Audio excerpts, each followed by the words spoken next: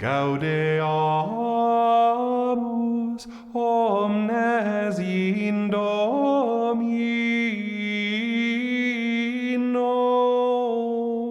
diem festum celebrantes, sub honore sanctorum omnium. Welcome to The Way of the Fathers, a podcast sponsored by CatholicCulture.org. I'm your host, Mike Aquilina. Well, for these many weeks, we've been exploring the great cities of early Christian history. And today we come to our last. Today we come to Carthage in North Africa, and we begin with the words of the famously inflexible Roman senator, Cato the Elder, who said, "Also, Carthage must be destroyed." That was how Cato ended every speech in the Roman Senate for years. Also, Carthage must be destroyed. And that's how Carthage enters Roman history. And that's how our histories remember it today, as the enemy of Rome that must be defeated at any cost. After a century of war on and off, it finally was defeated in 146 BC, nearly a century and a half before the birth of Christ. The Romans leveled the city, sold tens of thousands of the survivors into slavery, and destroyed the power of Carthage forever. If that were the end of the story, we wouldn't be talking about Carthage right now. But a new story began 100 years later, when Rome rebuilt Carthage on a rational Roman plan. That was the city of Carthage that would go on to be one of the great centers of Christian culture in the ancient world. In fact, this African city and its surroundings are at the root of Western Christian culture. People are surprised to hear that. Isn't Rome at the root of Western Christian culture? Why would you say Carthage, a city most people these days have never even heard of? To understand what Carthage was like and why it was so important to the Christian West, we have to understand its complicated and confusing history. In the beginning, there were Berbers. No matter how many waves of immigrants have washed across North Africa, the Berbers have always remained. About 800 years before Christ, colonists from Tyre arrived at Carthage and started to build a city. Tyre was the most famous of all the great Phoenician cities that sent sailing ships trading throughout the Mediterranean. Tyre, who dwells at the entrance to the sea, merchant of the peoples on many coastlands. That was what the prophet Ezekiel called the place. From Tyre, the people of Carthage brought their language, their sailing skill, and their eye for a good deal. Punic, the language of the Phoenicians, became the language of the city of Carthage and the ruling class in the surrounding area. Tyre itself was conquered by the Assyrians. Ezekiel sang a dirge for the city. Who was ever destroyed like Tyre in the midst of the sea? That left Carthage to go its own way. And Carthage flourished. It grew to be one of the biggest cities in the world, controlling a mighty empire that stretched from the edge of Egypt to the shores of the Atlantic and across the Mediterranean to Spain, Sardinia, Corsica, and Sicily. But that brought it into conflict with the other expanding empire in the Western Mediterranean. And we know how that ended up. After a century of conflict, Rome conquered and destroyed Carthage and made the territory around the city the Roman province of Africa. Now, the language of the ruling class was Latin, but the Punic-speaking population was still there, and so was the Berber-speaking population. There would still be people speaking Punic for hundreds of years after the conquest of Carthage. There are still millions of people speaking Berber today.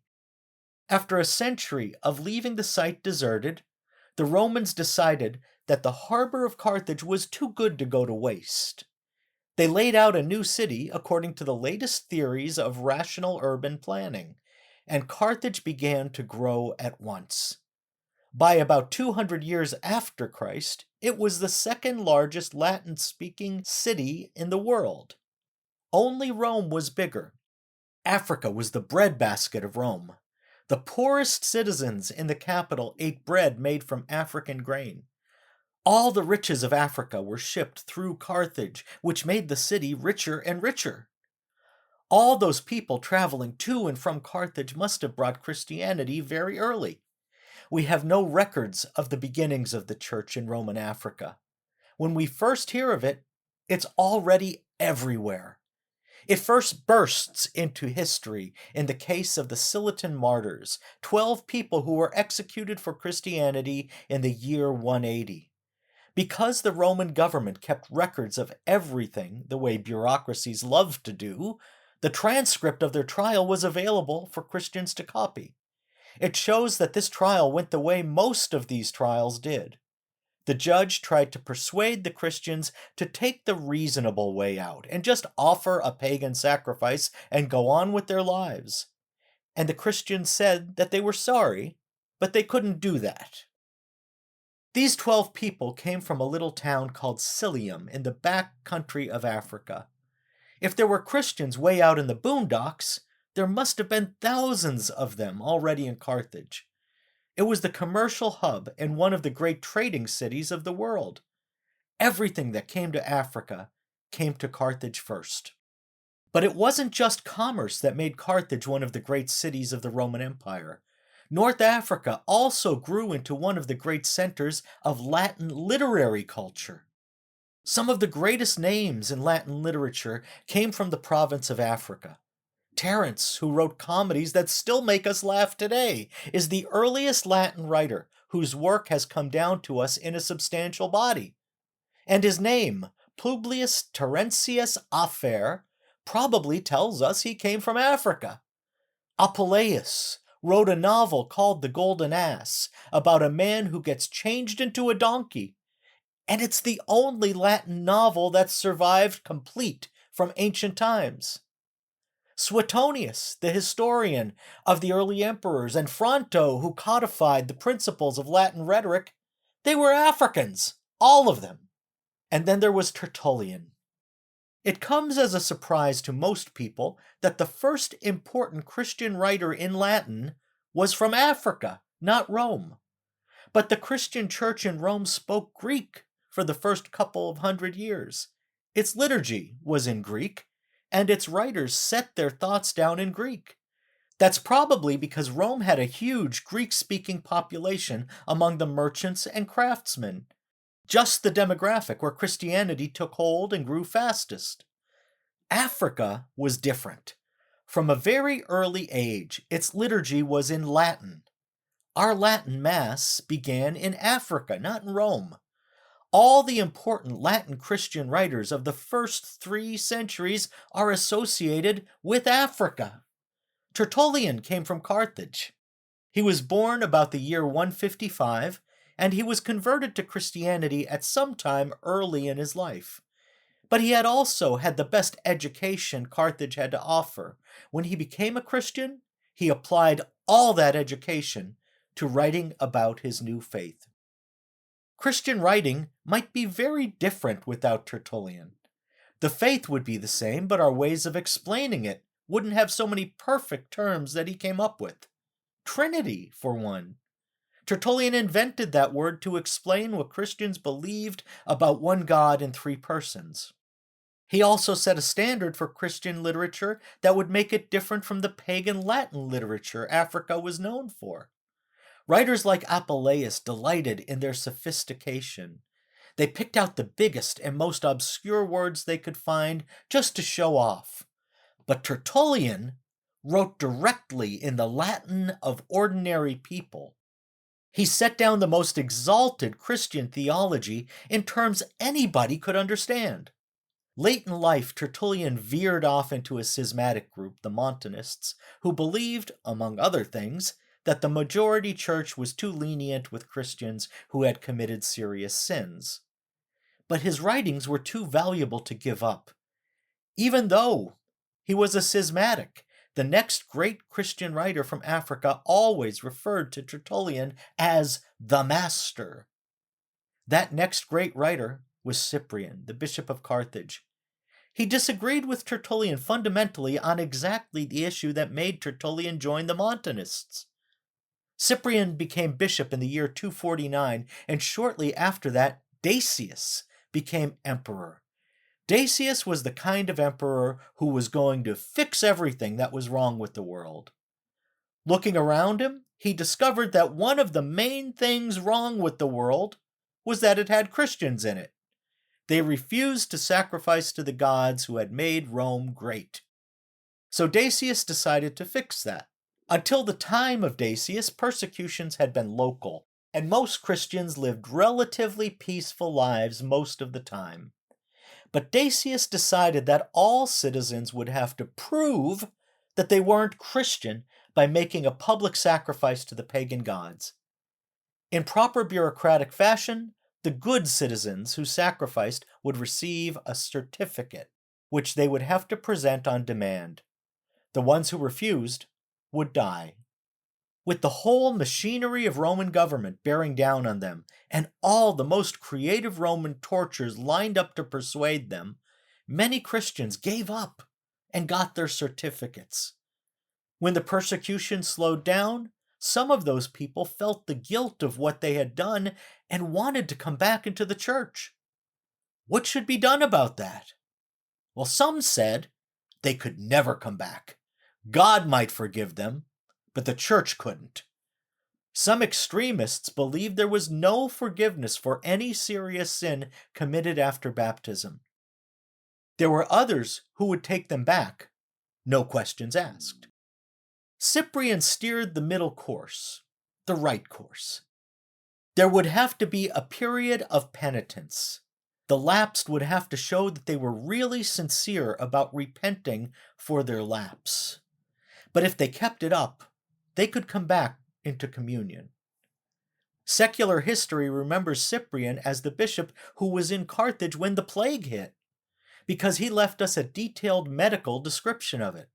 Historians call it the Plague of Cyprian. It might not be the way he would choose to be remembered, but Christians remembered how he led the efforts to bring relief to the sick, both Christian and pagan. St. Cyprian avoided martyrdom during the persecution of Decius by leaving the city. Some Christians thought he should have gone cheerfully to death, but once again he advocated a middle course. Escape if you can, but if you're backed into a corner and face the choice of renouncing Christ or dying, then you die. Under the next emperor, Valerian, Cyprian was backed into that corner. Without the least hesitation, he died. Cyprian didn't settle the question of the lapsed. A whole alternative church would grow up around the Christians who refused to forgive the people who had broken under the persecutions. They would end up rallying around a man named Donatus, and the Donatists would continue to be a problem for more than a century. In time, they coalesced with various groups who were discontented with the Roman government and Roman Church, and they became a kind of terrorist network, attacking governors and orthodox bishops. We've almost forgotten about them today, but in their time they made so much trouble that they took up much of the mental effort of the greatest Christian writer who came out of Roman Africa, St. Augustine. We know more about Augustine than we know about any other North African Christian. In fact, we probably know more about Augustine than we know about any other person from the ancient world. Not only did he leave us a whole shelf of great books, but he also wrote the first autobiography in the modern sense, the Confessions. If you haven't read that book yet, you need to read it. It may be the most popular Christian book outside the Bible itself, and it's popular for good reasons. Other writers, like Julius Caesar, had set down chronicles of their glorious deeds, but Augustine was the first to tear open his own soul on the page and examine everything in it. Augustine was born in the year 354 in a little town called Tagaste. His mother was Christian, but his father was pagan. Augustine's father sacrificed a lot of comforts so that his son could have the best education available, and it paid off. As a young man, Augustine moved to the big city, Carthage, and became one of the most sought-after teachers of rhetoric there. Carthage presented all kinds of temptations to a young man. Augustine took up a mistress there. That was one of the big city temptations. But Carthage also had its intellectual temptations, and Augustine joined the Manichaeans, a dualistic cult that took a little from this religion and a little from that, and put them all together in a way that appealed to young intellectuals like Augustine. Meanwhile, his mother was praying constantly for Augustine's conversion. We remember her today as Saint Monica. Now, everybody's mother is a saint, of course, but Monica put more effort into it than most. Augustine was a standout teacher in Carthage, and he figured there would be even more opportunities if he went to Rome. He was right. Once he was in Rome, the prefect of the city, a pagan, like a lot of the upper class in Rome, noticed his talents and recommended him to the emperor in Milan. So Augustine got a plum job in Milan, and that was the best thing that ever happened to him, because in Milan he met St. Ambrose. Augustine had already been losing patience with the Manichaeans. When difficult questions came up, he couldn't find any Manichaean who could answer them. But Ambrose was something different. At first, Augustine went to hear his sermons because everyone said they were great entertainment. And they were. But Ambrose also had answers. He made sense. Augustine, the snobby young intellectual, had always thought of Christianity as the faith of the poor and ignorant. Here was one of the great brains of the age explaining the Christian faith and answering all the questions the Manichaeans couldn't touch. That opened his mind. After all those years of his mother praying for him, one day Augustine picked up the scriptures, read a few lines, and found himself a Christian. Once he was a Christian, all of Augustine's prodigious talent went into writing about his faith. He wrote and wrote. The Catechism of the Catholic Church cites him more than any other writer outside the Bible. He went back to Africa, where he became Bishop of Hippo, a fairly substantial city near Carthage. He spent the rest of his life there, and he was always proud to tell people that he was an African, one who had grown up hearing the Punic language and could still speak it, though Latin was his native tongue. When the Goths sacked Rome in 410, it sent ripples of horror throughout the empire. The remaining pagans put on their told-you-so faces and blamed the Christians for neglecting the ancient gods who had made Rome great. Augustine responded by writing his biggest book, and the only one that competes with the Confessions in its influence, The City of God. Christians suffer the same calamities on this earth that everyone else does, he said.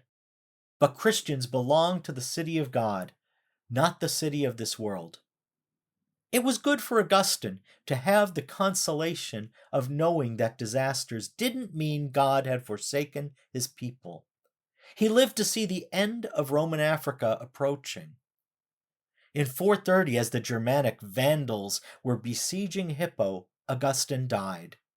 The Vandals would go on to conquer all of Roman Africa and rule it for 100 years, adding a Germanic layer to the multiple layers of languages and cultures already there.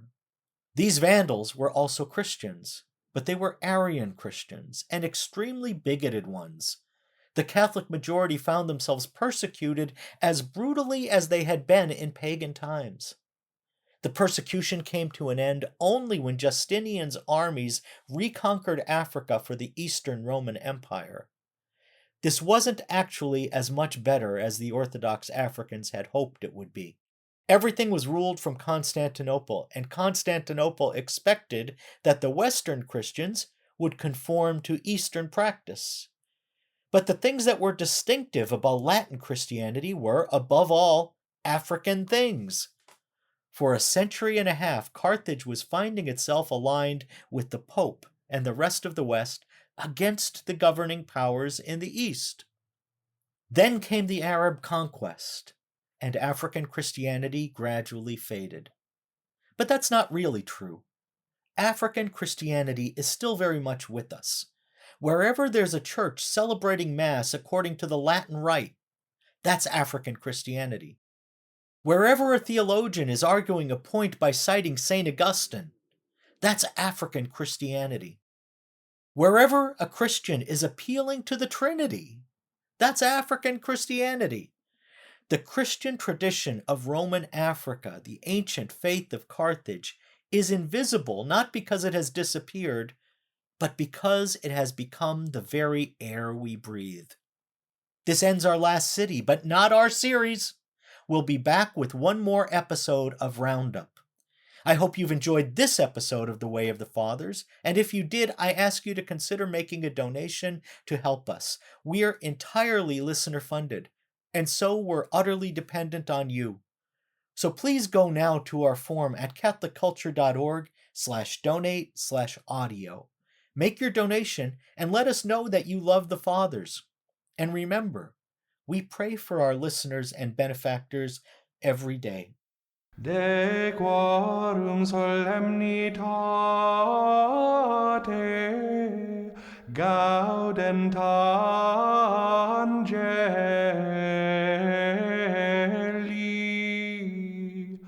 et collaudant filium Dei.